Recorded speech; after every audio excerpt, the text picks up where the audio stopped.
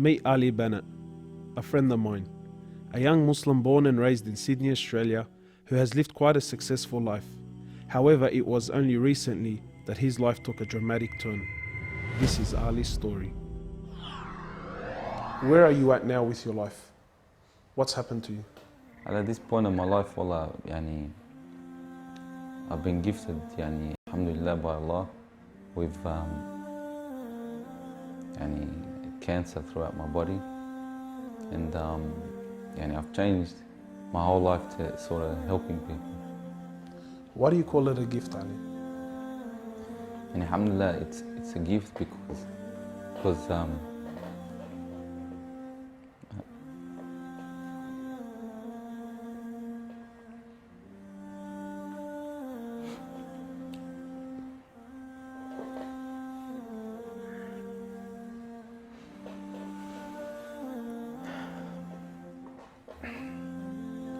and it's a gift because Allah's given me a chance to change. What has having cancer, what has it opened your eyes to? SubhanAllah, everything in life, even the smallest gift, like breathing fresh air.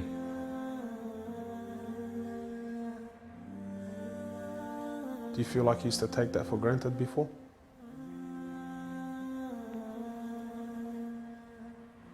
How long have you had cancer for? 4 months now. Ali was diagnosed with stage 4 cancer and given only 7 months to live. Upon finding the news, he immediately sold his successful business and was forced to reconsider the lavish lifestyle he was accustomed to. Everything was to change. Ali, what was your reaction when you came to know you had cancer? I got rid of my cars, got rid of my watches, even my clothes. I took them with me overseas and I gave them to a lot of people up there, alhamdulillah. So I wanted to try to leave this world without anything. So you were on a mission to get rid of your dunya. It wasn't until Ali invited us into his room that we truly understood the luxurious lifestyle that he was living and the extent of the sacrifice that he was making. What's all this, Ali? Talk to me, explain this It's stuff. a bracelet, costs about 60,000. $60,000. Yeah. What do you have in these boxes, Ali? They're all my shoes, alhamdulillah. Louis Vuitton? All Louis Vuitton. How much is something like this worth, Ali? They're probably about 1,300, How much you pay for that, Ali? about 700 Pounds. for a pair of thongs, yeah. So what's happening with the sunglasses here, Ali? I just like collecting different sunglasses. Yeah? I've got rid of a lot of them. I gave them to a couple of brothers in Africa, alhamdulillah. So you're telling me there's a kid in Africa that's walking around with Louis Vuittons and Can I try one of these hats on? I've only mentioned them in my talks like 100 times. You can try the red one on. It's limited edition one. Barakallah. What do you reckon, else? Sheikh Gucci. Ali's interest in the dunya has left him abruptly and no longer holds a place in his heart. So Ali, what do you feel now, like when you look at this? And driving something like this doesn't really cross my mind anymore. It's not something I would want to do no more. After someone tells you, or you find out that you're sick, or you haven't got much time in this life, wallah, this is the last thing you would want to chase. And this is how we should be living our life every day. A car like this, people would love to be in it, people would love to own, people would love to drive it. Wallah, they're going for the wrong goals. And you realize that when you get sick, when someone tells you you haven't got long to live, you realize all this stuff, it does not benefit us in any way. So what's the value of this in your heart now?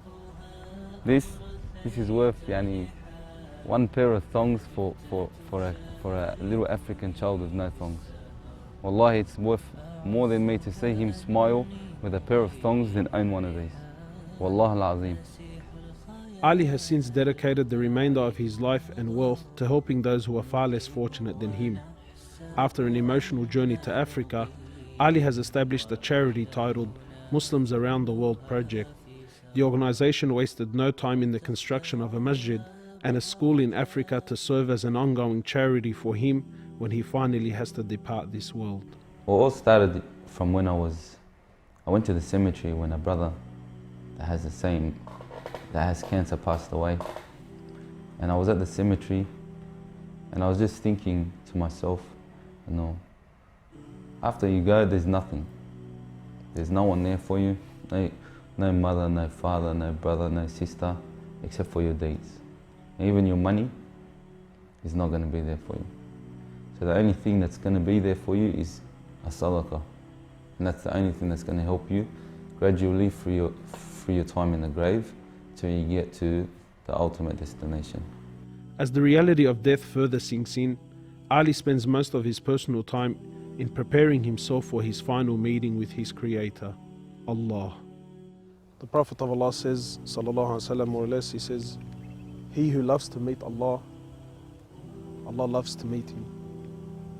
And he who hates to meet Allah, Allah hates to meet him. Are you loving to meet Allah?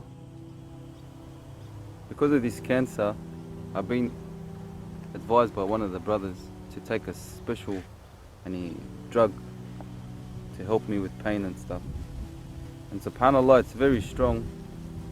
I took a bit too much and I came into a whole different world within not knowing where I was, and it was very hard for me. And subhanAllah, I actually seen things I've never seen before. And my family were there all standing around me, and I was pointing up and I was saying, Ya Allah, take me. And it was that beautiful what I was seeing. I just wanted to go. And the next day, subhanAllah, I woke up and I was upset that Allah didn't take me.